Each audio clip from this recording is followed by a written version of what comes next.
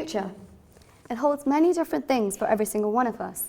We don't know what it has in store, but that doesn't stop us from hoping or creating a visual template for what we aspire to achieve in our lifetime. What do I hope for in my near future?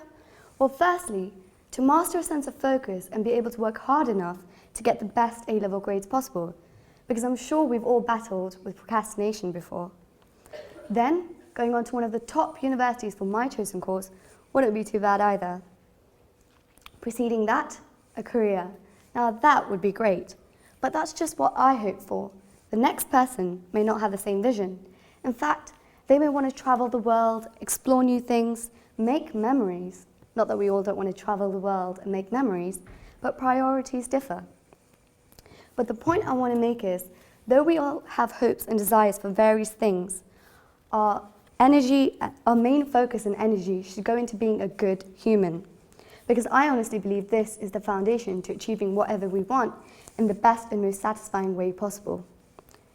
By being a good human, I'm referring to embodying certain qualities such as kindness, respect, and predominantly humility.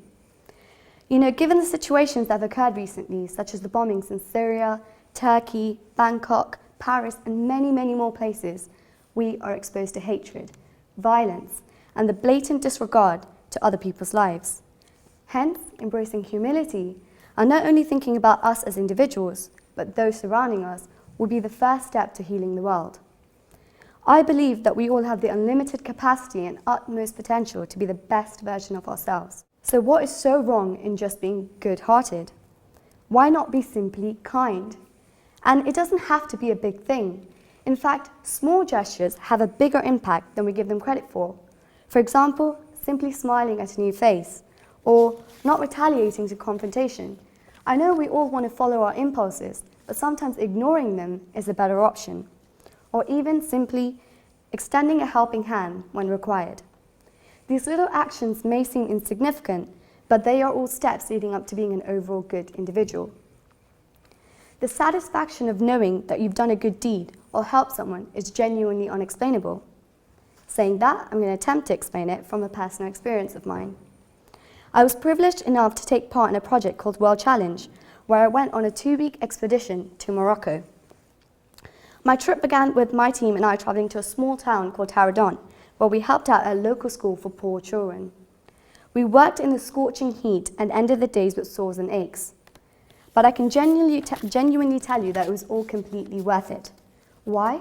Because we involved ourselves in such a project that allowed us to give back to the community and help such children have an environment in which they can learn and have the same chance at education as us. Knowing that I've done a good deed gave me a sense of warmth and self-satisfaction, and that is what is important. Feeling good about yourself, and that warm feeling, that will be a motivation to reciprocate similar good deeds. Now, I'm not saying go out and do charity work every single day, but once in a while, some friendly gestures wouldn't do any harm. Once you see their appreciation, you'll feel happier about yourself, and that positivity will not only shine brightly inside of you, but eventually radiate onto your surroundings. And that is another component to being a good person, having a positive mindset. The second phase of my trip consisted of a trek up to the peak of the Atlas Mountains, which is situated at 4,167 meters. Now, that's pretty high. And I've always thought of myself as a sporty person. I love outdoor activities, so I didn't really think much of the trek in terms of its difficulty. But once I actually started doing it, I realized I didn't mentally prepare myself for this. The terrain was rocky and unstable. At certain points, the path was extremely narrow with trenches on either side. At one point, we had to even vertically climb up the mountain. So all I kept focusing on was on the negative. I'm going to fall, and of course my accident-prone instincts didn't really help. I underestimated it, and that slowed me down, to the point where I even stopped. But with the encouragement of my peers and teachers, and with a poignant moment of self-reflection, I realized I had the absolute potential to do it. I just let my negative thoughts cloud it. And with that, this is what I ended up seeing, and it was completely amazing.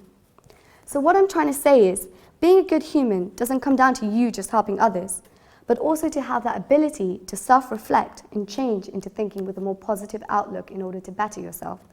So go ahead, be educated, intelligent, well-rounded, even skillful. But above all, be a good human first.